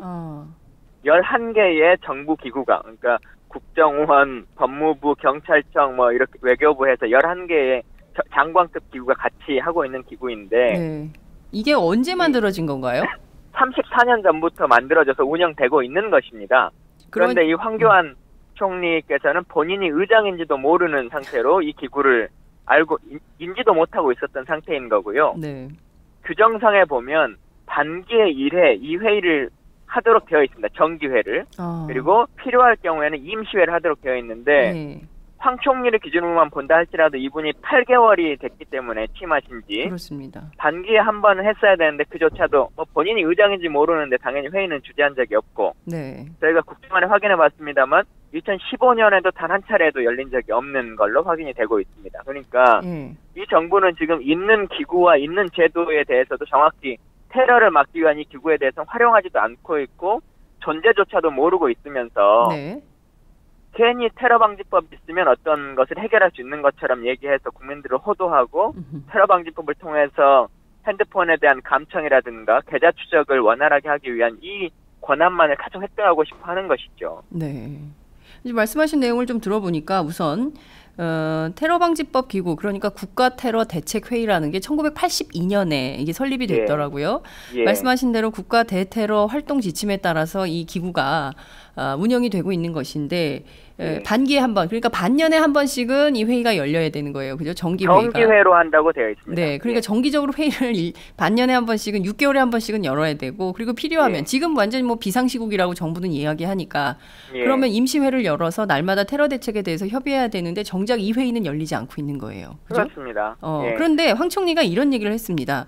회의가 열려야 협의냐. 회의가 안 열려도 관계부처 협의는 이미 하고 있고 전문가도 모이고 있다 이런 주장을 했습니다. 도대체 정해져 있는 틀에 따른 테러 대책 관련된 회의는 열지 않으면서 어디서 어떤 협의를 하고 있고 어디에 전문가들이 어떻게 모이고 있다 이렇게 말을 한 걸로 저희가 이해를 해야 될까요? 국민들이. 일단 그 말 자체도 그대로 인지하자면 이렇습니다.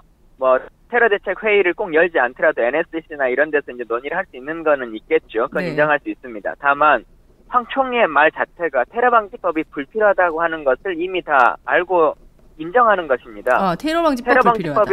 그렇죠. 테러 방지법이라고는 법안이 없더라도 범정부 차원에서 이 논의가 상식적으로 이루어지고 있고 또 관련한 것에 대한 회의 주제를 충분히 할 수 있다라고 하는 것을 총리가 직접 밝힌 거 아니겠습니까? 테러 방지법이 있어야지만 어떤 회의를 주관할 수 있는 것이 아니거든요. 그게 없어서 어떤 일을 못하고 있는 것이 단 하나도 없습니다. 다만 유일하게 개인들에 대해서 핸드폰을 감청하거나 계좌 추적을 자유롭게 국정원이 원하는 대로 보거나 하는 것만 못할 뿐이지 실제 테러와 관련한 행위들은 지금 범정부 차원에서도 그리고 개별 정부의 기관들 차원에서도 다 이루어지고 있는 것이죠. 네, 그러니까 지금 국정원이 원하는 것은 테러 방지법이라는 외피를 쓰고 그 안에 있는 대국민들 그러니까 국민 전체에 대한 도감청 그리고 계좌 추적권을 갖기 위한 것이다. 그걸로밖에 안 보인다. 왜냐하면 이미 황 총리 스스로 인정한 대로 뭐 꼭 회의가 열려야 협의냐 관계부처가 다 협의를 하고 있고 뭐 전문가들도 모이고 있다 이렇게 했기 때문에 말씀하신 대로 정말 테러 방지법이 굳이 없더라도 정부는 상시적으로 대테러 활동을 하고 있다. 대테러 방지 활동을 뭐 이렇게 볼 수밖에 없는 거네요. 그렇죠? 그러니까 스스로 이런 얘기를 어제 국회에 와서 한 셈이기 때문에 이후에 파문이 어디로 갈지 그건 좀 저희가 지켜보도록 하고요. 지금 테러 방지법 입법 때문에 당정이 굉장히 바쁘게 움직이고 있는 걸로 보입니다. 어제 안보 관련해서 긴급 당정 회의를 국회에서 열었는데요. 새누리당 이철우 의원이 지금 국회 정보위 여당 간사잖아요. 그죠? 그래서 이분이 이런 주장을 했습니다. 북한이 남측 정부 인사나 탈북자들을 대상으로 납치 또는 독극물 공격 그리고 지하철 같은 국가기관 시설 테러 뿐만 아니라 사이버 공격을 감행할 수 있기 때문에 국정원이 정보 차원에서 지금 관련 첩보를 수집하고 있다라고 했는데요. 실제 이런 정보를 국회 정보위 야당 위원들에게도 똑같이 공유를 좀 해준 정보입니까? 일단 공유받은 적이 없고요. 야당 측에는. 네. 그리고 통상적으로 이제 그 국정원이 보고한 것은 여야 간 간사가 합의해가지고 그것을 브리핑하도록 되어 있는데, 그렇습니다. 예, 여당 간사가 혼자 국정원의 얘기를 듣고 그냥 그대로 전한 것은 네. 국회의원이 아니라 국정원의 대변인으로서 역할을 하고 계신 거기 때문에 네. 좀 온당한 처사는 아니다. 필요하다면 뭐 청와대나 국정원에서 브리핑을 할 수는 있겠죠. 근데 그 여당 의원의 입을 빌려서 하는 것은 좀 정상적인 방법은 아니다는 말씀 먼저 좀 드리고요. 네. 그리고 뭐 언급했던 여러 가지 사항들, 뭐 탈북 인사, 정부 인사에 대한 위해라든가, 네. 적물 공격이라든가, 뭐 아니면 사이버 테러나 지하철 테러, 뭐 이런 얘기들은 네. 상식적인 선에서도 항상 예비하고 예단할 수는 있는 것이죠. 네. 북한이 그런 일을 할 수는 있는 것이다. 라고 하는 것은 누구나 알고 있는 거 아닙니까? 네. 필요한 정보나 첩보라면 예를 들어 언제 뭐 지하철을 공격하려고 하는 것을 어떤 첩보를 획득했다. 네. 그 첩보의 근거는 어떤 것이다. 네. 뭐 그것을 휴멘트로 얻은 것인지 아니면 통신의 SI로 얻은 것인지 라고 하는 얘기를 해야지. 이거랑 똑같아요. 여러분 길 가다가 교통사고를 당할 수 있으니 안전 운전하십시오라고 하는 거랑 똑같은 거거든요. 그건 일반적인 그냥 뻔한 사항을 가지고 네. 무슨 특별한 무슨 제보가 있고 정보가 있는 것처럼 이 안보 불안을 야기시키는 것이 네. 과연 정상적으로 집권 여당이 해야 될 역할인가에 네. 대해서 다시 한번 생각해 주시길 바랍니다. 네, 말씀하신 대로 사실 뭐 이런 그 공공시설에 대한 테러, 뭐 그 저희가 프랑스 파리 테러에서 보듯이 어디서 어떤 테러가 있을지 모르기 때문에 실제로 뭐 공항이라든가 그렇죠. 뭐 은행이라든가 뭐 이런 데 사람들이 많이 몰리는 공공장소의 경우에는 늘 대응 태세를 갖추고 대비를 하는 것이 정부의 역할인데 마치 이게 뭐 갑자기 일어날 것처럼 이렇게 호들갑을 떠는 것은 잘못된 조처다 이런 말씀을 주셨습니다. 그렇죠. 이철호 의원이 또 이런 얘기도 했어요. 김정은 북한 국방위원회 제1위원장이 테러와 관련해서 역량을 결집하라고 지시를 했다. 그래서 북한의 정찰총국이 준비하고 있다. 이런 입장을 이철호 의원이 어제 언론 브리핑을 통해서 밝힌 바 있습니다. 이 점도 야당에게 안 알려준 겁니까? 뭐 알려주지 않은 내용이긴 합니다만은 네. 실제 어떤 내용인지도 뭐 확인을 좀 더 구체적으로 해봐야 되겠고요. 다만 이런 건 있습니다. 지금 시기가 남북 관계가 경색 국면에 있는 상황이고 또 특이하게도 이제 키 리저브 훈련 중에 있는 시기지 않습니까? 근데 이 시기에는 북한이 항상 이런 성명을 내왔습니다. 뭐 예를 들면 우리 합참의장이나 국방장관을 상대로 경고문을 발송한다거나 뭐 협박을 한다거나 하는 일들을 끊임없이 해왔었는데 그런 정도의 수준을 가지고 어떤 특정한 그 첩보를 얻은 것처럼 얘기하고 있는 것인지 아니면 정말 특별한 어떤 그 첩보나 SI가 있는 것인지 이것을 명확하게 밝혀야 된다고 보여지고요. 지금 시기에 뭐 어떤 설이나 두루뭉실한 어떤 얘기를 가지고 국민들을 호도하면 안 된다는 말씀 다시 한번 드립니다. 네. 오늘 중앙일보 일면 단독 보도가 굉장히 눈길을 끕니다. 이제 국정원이 선정안이겠죠. 북한의 납치 테러 대상자 명단이 공개가 됐어요. 김관진 청와대 국가안보실장, 윤병세 외교부 장관, 또 홍영표 통일부 장관, 한민구 국방부 장관 그리고 여기다 덧붙여서 북한의 그 반북 활동 뭐 그 삐라 전단 살포하는 뭐 이런 박상학 자유 북한 운동연합 이 대표도 테러 가능성이 있는 인물이다 이렇게 지목을 했거든요. 구체적인 실명까지 거론한 이런 상황인데 이거는 저희가 어떻게 봐야 될까요? 뭐 오늘 아침 뭐 신문에 대대적으로 대서특필이 됐기 때문에 확인을 좀 해봐야 될 것 같아서요. 뭐 언론 생활을 오래 해보셨으니까 잘 아실 텐데 처음에 보도가 나올 때 뭐라고 나왔습니까? 탈북 및 정부 인사 등에 대한 위해가 있을 거다 이렇게 나왔지 않습니까? 큰 틀에 그냥 보도가 나왔어요. 근데 계속 이제 추적 기사를 하고 막 얘기를 하다 보니까 그러면 구체적으로 어떤 사람들이 대상이 될까요? 뭐 이런 식으로 물어봤겠죠 기자가. 그러면 거론할 수 있는 사람이라고 하는 것이 뻔한 거 아니겠습니까? 외교안보 라인에 있는 주요 인물들 꼽으면 국방장관, 외교장관, 안보실장, 뭐 통일부 장관 뭐 이런 리스트일 텐데 그게 국정원이 그냥 그런 정도의 상황들도 의심된다라고 하는 것이 네. 실제 북한이 그 리스트를 꺼낸 것과는 전혀 다른 거 아니겠습니까? 그렇죠. 그 리스트를 말하려면 북한이 말했던 어떤 근거를 얘기해야죠. 이 사람들에 대한 경고문을 발송했다든가. 네. 근데 그런 것들이 아닌 것을 상황에서 네.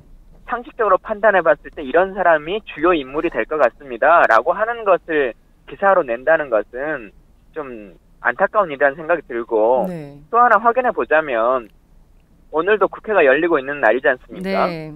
그리고 외교부 장관이나 뭐 이런 분들이 다 총리나 참석을 할 텐데 네. 네.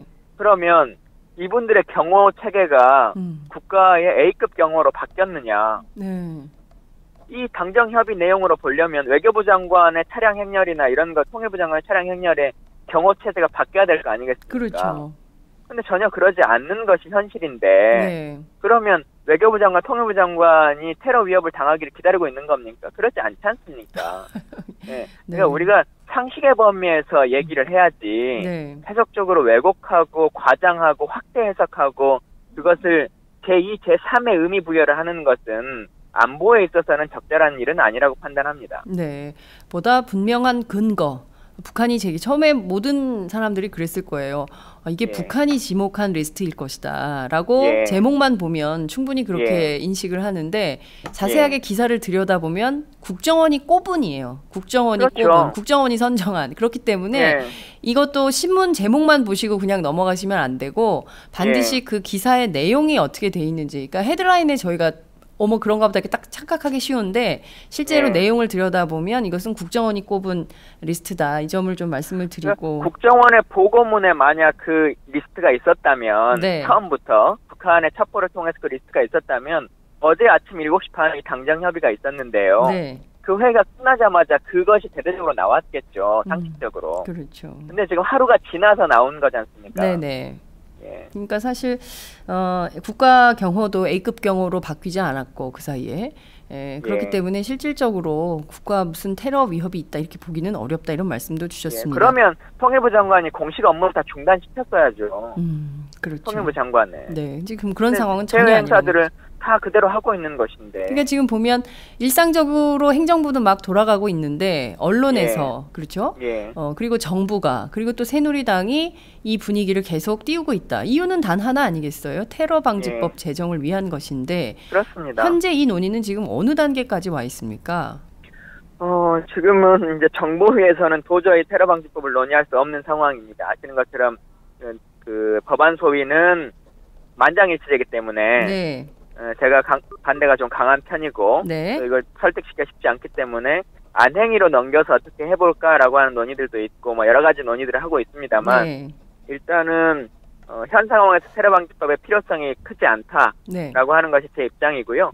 그리고 만약에 테러방지법이 통과되려면 국정원 개혁과 관련한 그리고 국정원에 대한 문민 통제에 대한 부분이 병행해서 통과되지 않으면 이것을 해결해 줄 수는 없다라고 하는 것이 제 입장입니다. 네, 지금 법안 소위 간사 맡고 계시죠?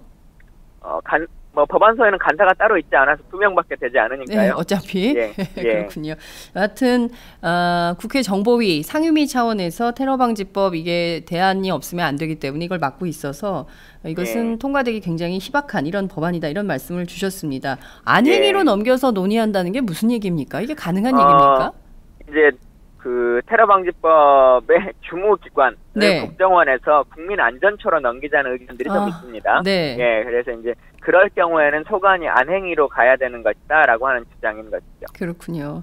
아유 뭐 이리저리 꼼수를 부려보는데 사실 이 내용에 대해서 우리 국민들이 다 정확하게 알고 있기 때문에 정부 뜻대로 될 수 있을지 그것은 좀 저희가 지켜봐야겠다 이런 말씀을 좀 드리고 싶네요. 말씀 나누는 가운데 여러분들이 막 댓글로 응원을 주셨어요. 순천에서 꼭 당선되어서 내년에도 볼 수 있길 기원합니다. 김광진 검색 RT 고고고 기승전 테러 방지라니. 김광진 의원님 사랑해요 응원합니다. 법률 위반이네요. 회의도 안 하고 이게 뭡니까? 본인이 의장인 것도 모르는 총리. 있는 법이나 잘 지켜라. 기왕에 인터뷰가 나왔으니까 하나만 좀 사실관계를 또 말씀드릴 게 있는데요. 어제 그 내용 중에 39호실로 개성공단에 자금이 들어간 거다라고 하는 논쟁이 있었지 않습니까? 그렇습니다. 그리고 제가 그것이 39호실 2012년에 폐쇄된 조직이다 이렇게 했는데 그러니까 종편들에서 어제 저녁에 네. 39호실이 존재하고 실장이 뭐시다 이렇게 이제 얘기를 했어요. 네. 네, 아시는 것처럼 국방위 4년 차에 정보 2년 차인 그렇습니다. 사람입니다. 예. 그리고 대정부 질문을 하면서 그날 아침까지도 네. 합참정보본부와 국정원과 통일부에 다 확인을 했거든요. 네. 우리 정부가 39호실 실장 이름을 확인하지 못하고 있다. 음. 존재에 대해서도 확인하지 못하고 실장 이름은 더더욱이나 확인하지 못하고 있다라고 하는 것이 정부의 그날 오전까지 입장인데 네. 오후에 종편이 39호실은 존재하고 실장이 있다. 이렇게 지금 기사를 써요. 네. 정부도 이게 과연, 모르는 걸. 예, 정상적인 언론의 상황인지 재밌지 않을 수가 없습니다. 그러네요. 좀 황당하네요. 어떻게 확인했죠? 종편들은 정부도 지금 실체를 모르고 실장 이름이 뭔지 정확하게 모른다고 하는데 종편은 예, 어디서 어떻게 확인하는 꺼내든 걸까요? 실장 이름이 2012년에 폐쇄될 때의 실장 이름을 다시 꺼내 들으셨는데 네. 북한의 상황상 그분이 한 4년 동안 계속 동일한 업무를 하고 있다고 하는 것인지도 참 납득되기 어렵네요. 그렇습니다. 더 중요한 포인트가 바로 이것인 것 같습니다. 2012년에 폐쇄된 39호실을 가지고 우리 정부는 개성공단 임금의 70%가 그리로 들어가서 핵무기로 전용된다라고 홍영표 장관은 계속 말을 바꾸고 있어요. 예. 그랬다가 아니라 그랬다가 또 그랬다고 계속 이게 지금 말 바꾸기가 계속 진행이 되고 있고 박근혜 대통령은 지난 국정연설을 통해서 들어가고 있는 것으로 파악된다. 지금 황교안 총리도 파악된다. 홍영표 장관도 파악된다. 심지어 박근혜 대통령마저도 파악된다라는 용어를 쓰고 있습니다. 사실 이거 기자들이 쓰는 용어거든요. 네. 사실 확인에 자신이 없을 때 무엇으로 보인다. 무엇으로 파악된다. 무엇으로 알려졌다. 전해졌다. 이렇게 쓰거든요. 그런 용어를 지금 정부 고위 당국자, 특히 박근혜 대통령이 쓴다는 데 대해서는 굉장히 저희 기자로서는 납득하기 어려운 이런 상황인데. 그러니까 지금 우리나라의 휴민트가 다 거의 상실된 상태고 북한의 북한과의 관계들이 잘 이루어지지 않기 때문에 정보 역량이 아주 떨어져 있습니다. 그래서 지금 몇 년 전에 탈북한 인사들의 이야기를 가지고 카더라 통신을 가지고 정보다라고 얘기를 하고 있는 것이거든요. 아이고. 그러니까 이런 것들이 빨리 좀 정상화되는 것이 그리고 국가정보원이 해야 될 역량은 그런 일들을 빨리 강화하는 겁니다. 말씀하신 대로 지금 정보가 단절된 상태에서 과거 탈북한 지 굉장히 오래된 분들의 말만 듣고 카더라 통신에 의존해서 정부가 지금 계속 이런 국제사회 이슈가 될 만한 유엔 안보리 위반 사항에 해당하는 발언들을 쏟아낸다면 이 또한 또 다른 차원에서는 안보 위기다 이렇게 해석할 수밖에 없을 것 같습니다. 의원님 어떻게 그렇습니다. 보세요? 예, 말씀하시는 것이 그대로 명확한 것이고요. 네. 우리 스스로가 유엔 안보리 위반이라고 하는 것을 인정하면서 지금 이 일을 하고 있는 거지 않습니까? 네. 그리고 개성공단 폐쇄라고 하는 것도 법률상의 문제, 헌법상의 문제나 법률상의 문제는 다 넘어서고 대통령의 통치행위니까 법률에 저촉을 받지 않는다. 지금 이렇게 주장하고 있는 것이고. 그러니까요. 이 2016년에 대한민국을 법치국가에서 거의 왕조국가로 계속 돌리려고 하는 것이거든요. 왕조국가. 정상적인 국가 운영의 방식이 아닌 것입니다. 네. 아이고 정말. 특히나 외교안보와 관련해서는 사실에 입각해서 말씀하셔야 되고 추측을 해서 어떤 것을 예단하면 할수록 그것에 의해서 서로 간의 작용과 반작용이 계속 이루어지는 일이기 때문에 최대한 조심하고 최대한 2번, 3번 크로스 체크를 해서 판단을 내려야 되는 것이 안보적 고민인 것인데 그냥 추측하고 아니면은 그냥 누가 어떤 카더라 통신 한두 가지를 가지고 괜히 오버해서 하는 건 이건 국민들의 생명과 안전이 직결된 문제니까요. 조금 더 진중하게 해주셨으면 좋겠습니다. 네. 아유, 정말 그 의원님 말씀 속에서 그 진중함을 좀 부탁한다는 호소가 느껴집니다.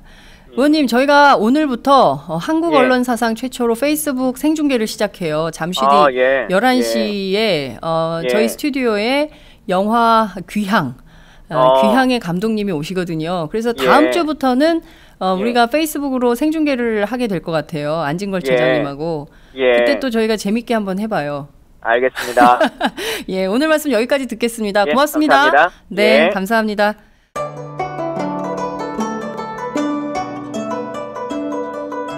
안녕하십니까. 저는 정도전을 15년 전에 최초로 소설로 썼던 작가 임종일입니다.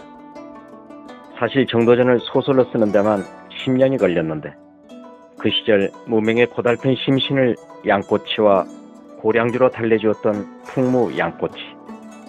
풍무양꼬치는 월드컵 4강의 기쁨도 나라골 우습게 돌아가고 분통이 터질 때도 늘 함께했던 안식처이자 사랑방이었습니다.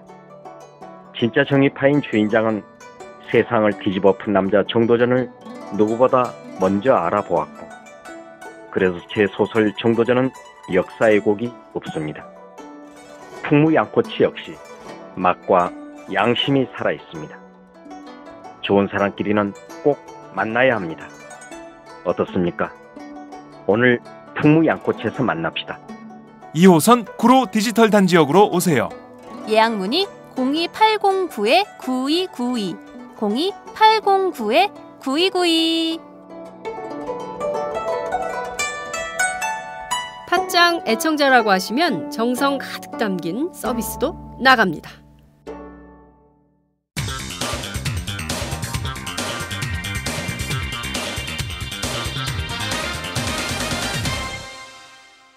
전혀 다른 뉴스. 전혀 다른 뉴스 시작하겠습니다. 벌써 4.13 20대 총선이 54일밖에 안 남았네요. 2달도 채 안 남은 상황인데요. 현재 각 당 공천 작업이 본격화되고 있는 상황입니다. 새누리당 연일 공천 문제로 당내 잡음이 끊이지 않고 있는데요. 오늘 새누리당이 어떻게 돌아가는지 그 얘기를 좀 짚어보도록 하겠습니다. 오마이뉴스 이슈팀 이경태 기자를 전화로 연결합니다. 이 기자 나와 계신가요? 네, 안녕하세요. 이경태입니다. 네, 새누리당 공천 신청자들 굉장히 많이 있다면서요? 그 얘기부터 정리해 주시죠. 네, 새누리당은 오늘부터 총선 공천 신청자 822명을 대상으로 서류 심사를 시작합니다. 1차 부적격자를 걸러내는 심사인데요. 이후에는 20일부터 면접을 실시하기로 했습니다. 경쟁률이 약 3.124대 1로 정도 되고요. 그러나 지금 문제는 이렇게 많은 사람들이 신청했다는 게 아니죠. 이 본격적인 공천 작업을 앞두고 우선 추천 지역, 경선 방식 등을 놓고 친박과 비박 간의 갈등이 폭발하고 있습니다. 사실상 전략 공천에 해당하는 우선 추천 지역을 최대 51곳까지 확대하고 경선 룰을 합의하지 못하는 지역구에 대해서는 100% 여론조사 경선을 실시하겠다는 이한구 공천관리위원장의 방침에 김무성 당대표가 강하게 맞서고 있습니다. 그렇군요. 어제 보니까 상당히 최고위원회 회의에서 볼썽사 나온 모습도 보이던데요. 방금 전에 저희 비디오를 통해서 보신 시청자분들도 계시겠지만 당이 참 잘 돌아간다 별별 얘기가 다 나왔더군요. 네, 그렇습니다. 김무성 당대표가 어제 회의장을 박차고 나갔습니다. 앞서 말한 대로 이한구발 논란 때문인데요. 네. 그제 그러니까 17일입니다. 17일 때 김 대표와 이 위원장이 이미 한 차례 맞붙었습니다. 김 대표는 선거에 지는 한이 있더라도 이한구 위원장의 방침을 절대 수용 못한다. 이를 시정하든지 공관위를 해체하라라고 했고요. 이 위원장은 대표도 공천 안 준 적 있다라면서 맞붙었습니다. 세게 붙었네요. 예. 그렇죠. 이에 대해서 김 대표는 어제 모두 발언을 생략했어요. 사실상 이 문제를 더 이상 노출시키지 않겠다. 네. 이런 입장이었던 것 같은데 이거를 또 김태도 최고위원이 긁었습니다. 네. 이 막가파식 공중전이라면서 김 대표와 이 위원장 모두를 비판했는데요. 이에 대해서 이를 시작으로 해가지고 친박 쪽의 공개 비난이 계속되니까 김 대표가 이 위원장의 방침은 당원 당규와 공천 룰에서 벗어난 것이고 네. 이를 용납하지 않겠다라고 다시 입장을 밝혔습니다. 네. 친박은 지지 않았습니다. 서청원 최고위원이 그런 얘기는 하면 안 된다라고 공개적으로 면박을 줬고요. 네. 이에 대해서 김 대표가 그만하라 라면서 자질을 박차고 나간 겁니다. 앞서 말씀드린 대로 그 사단을 일으킨 김태호 최고위원이 당이 참 잘 돌아간다 이렇게 얘기했죠. 그러니까요. 정말 상당히 스펙타클하게 진행이 되는 것 같은 장면을 많은 국민들이 보셨을 것 같습니다. 자, 우선 추천 지역 확대 방침이 도대체 어떤 거길래 왜 이렇게 큰 갈등이 나타나는 건가요? 일단 아시다시피 김 대표는 상식 공천을 당대표 취임 때부터 강조해 왔습니다. 그렇죠. 그런데 이 우선 추천 지역이란 게 사실상 전략 공천이거든요. 진박? 이거를 이거를 확대한다는 것은 상향식 공천이라는 근본 취지를 흔들 수밖에 없습니다.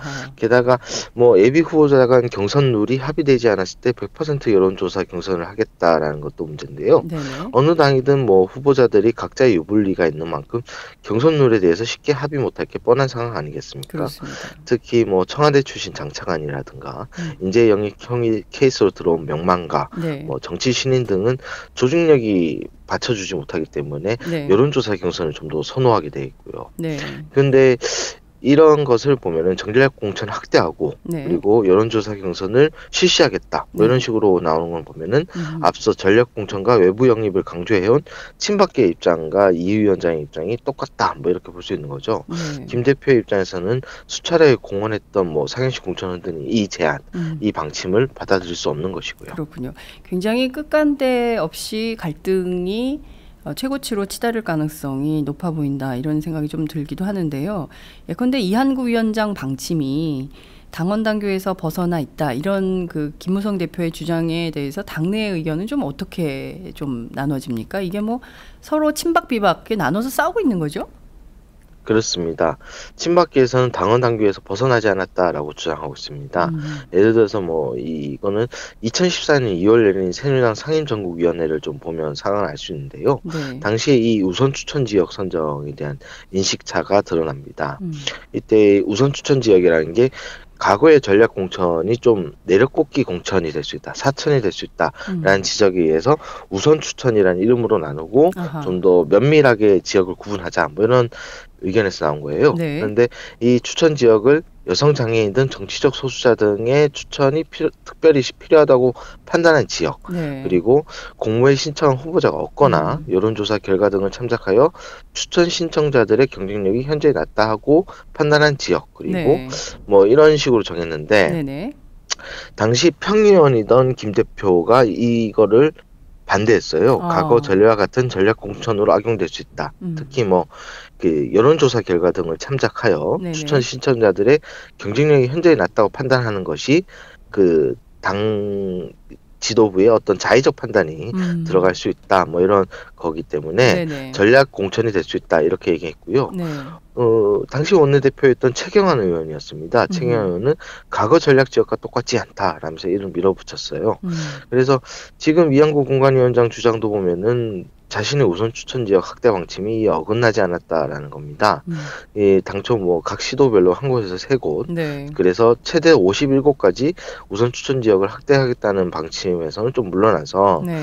그 우선 추천 지역 수는 명시하지 않겠지만 필요하다는 것이고, 그리고 여성과 장애인 등 정치적 소수자의 추천이 특별히 필요하다고 판단되는 지역에서만 우선 추천을 해야 되는 거 아니냐라는 반론에, 그렇다면 여성과 장애인 등에서 등은 폼으로 붙여놓는 거냐 뭐 이런 얘기를 했거든요. 그러면은 뭐 좀 전략 공천이나 다름없죠. 사실 생각할 때 그 정치적 소수자라는 표현 속에 이미 과거의 전략 공천과는 좀 다르다라는 네. 의미가 내포되어 있는데 억지를 부리고 있다라는 게 제 생각입니다. 그렇군요. 지금 보면 말만 막 이렇게 저렇게 바꿨지 사실상 청와대 의중이 반영된 이른바 진박 마케팅의 결과로 20대 국회에 입성하려는 뭐 이런 좀 전략적 노선을 깔고 있는 거 아닌가, 친박이 뭐 이런 것 좀 보이는데, 실제 이런 친박 입장이 청와대의 속뜻 이거하고 뭐 좀 맞닿아 있다 이렇게 볼 수도 있을까요? 글쎄요. 그러나 뭐 청와대의 시각도 친박계와 비슷하다고 볼 수 있을 것 같습니다. 일전에 김성호 청와대 홍보수석이 공개적으로 상향식 공천을 위한 툴인 안심번호제를 맞아요. 비판하고 나섰다가 문매를 맞은 적 있지 그래요. 않습니까? 예. 그만큼 청와대에서도 김 대표의 상향식 공천제가 맞닿지 않다 뭐 이런 생각인 거죠. 네. 또 다른 청와대 관계자도 최근에 사석에서 만났는데 김 대표가 개인적 경험을 무리하게 일반화시켜서 시스템화려 한다라는 지적을 한 바 있습니다. 네. 그러니까 김 대표가 18대 총선 공천 당시 친박으로 분류되면서 공천 학살을 당한 적이 있죠. 그리고 네. 19대 공천 때는 여론조사 컷오프에 밀려서 아예 그 탈락되는 그런 수모를 겪기도 했습니다. 네. 그런데 뭐 이게 뭐 청와대 입장에서는 당연한 얘기다 할 수 있지만 제 생각에는 네. 향후 대선 국면을 앞둔 당내 헤게모니 싸움과도 좀 연결지을 수 있는 게 아닌가 싶습니다. 왜냐하면은 김 대표가 주도하는 상임시 공천으로 국회에 입성한 이들, 그리고 친박계가 주도하는 전략 공천 등으로 국회의원 입성한 이들은 향후 대선 경선 과정에서 분명히 그 후보, 지지 그렇죠. 후보 입장이 갈리게 될 것입니다. 네.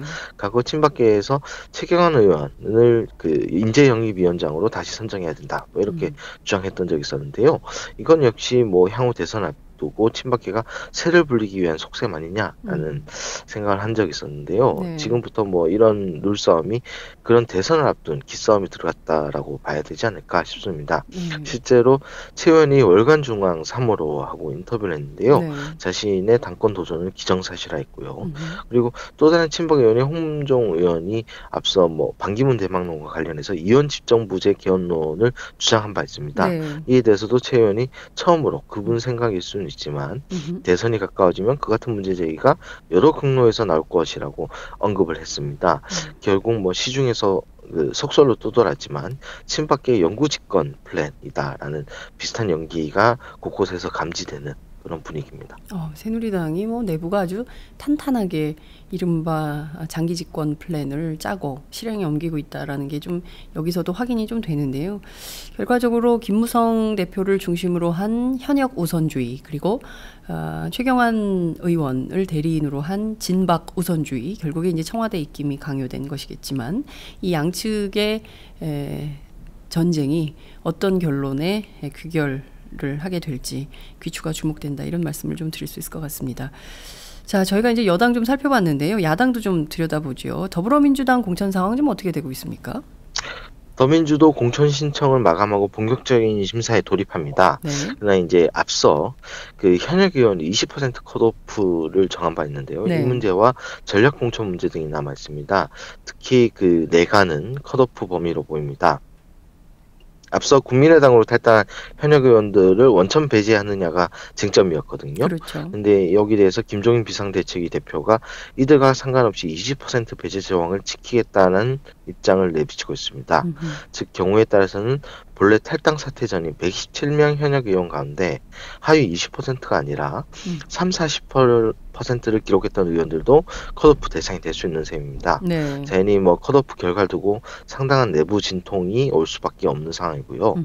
또 다른 문제는 영입 인사들입니다. 네. 지금까지 더민주에 27명의 영입 인사가 들어왔는데요.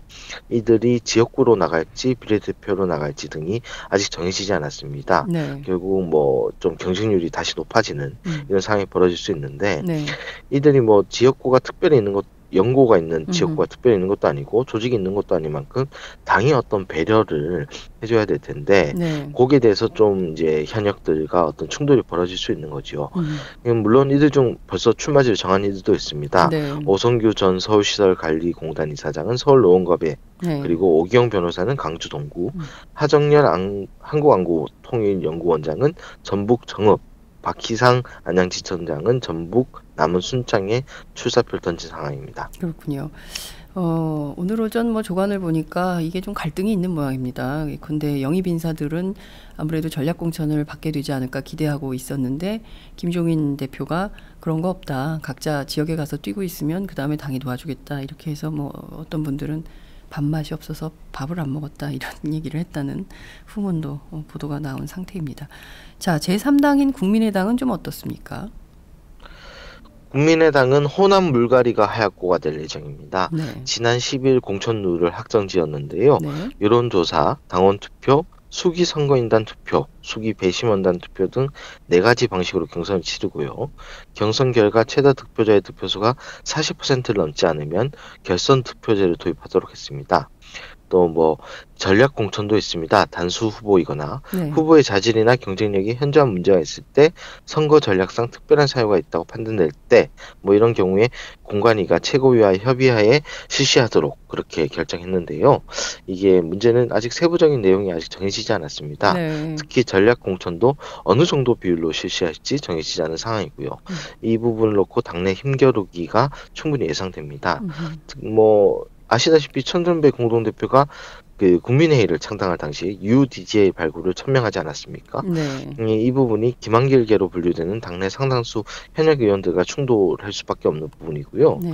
실제로 지난 14일 천정배 공동대표가 강주 지역 출마 예정자들과 간담회를 했는데 이 자리에서 강주 국민의당이 천 대표가 주도했던 국민회의에 점령당했다. 네. 뭐 이런 뒷말이 나오기도 했습니다.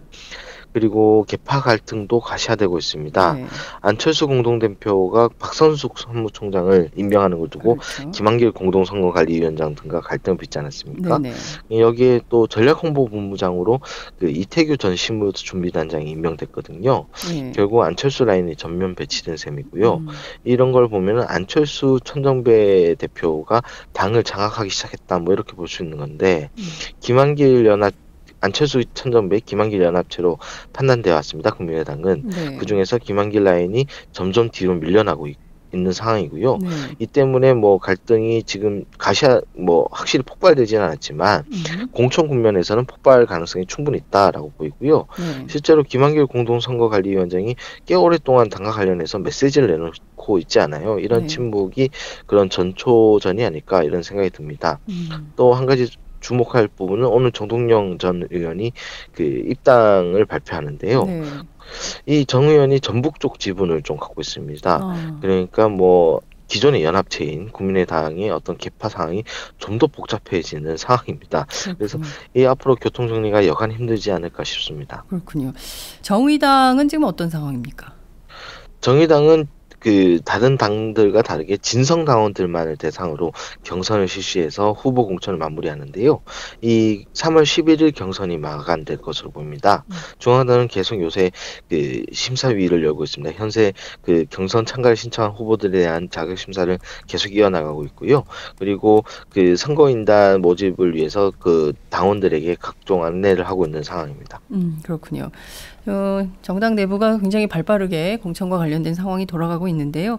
오늘은 여기까지 살펴드리고 저희가 조만간 또 이후에 정치권 상황 종합해 드리도록 하겠습니다. 오늘 말씀 잘 들었습니다. 네, 감사합니다. 네, 지금까지 오마이뉴스 이슈팀 이경태 기자와 함께했습니다. 안녕하세요. 오마이뉴스 대표 오연호입니다. 감사합니다. 여러분의 성원 덕분에 바로 어제 오마이뉴스의 10만인 클럽 회원 10,000번째 참여자가 탄생했습니다. 여러분의 응원 덕분에 오마이뉴스는 더욱더 힘차게 권력과 자본의 눈치를 보지 않고 뚜벅뚜벅 참 언론의 길을 갈 수 있게 되었습니다. 계속 성원해 주십시오. 10만인 클럽 회원이 2만 명 정도가 되면 사실상의 진보 종편도 가능합니다. 자, 그 길을 위해 독자 여러분 함께 해주십시오. 감사합니다.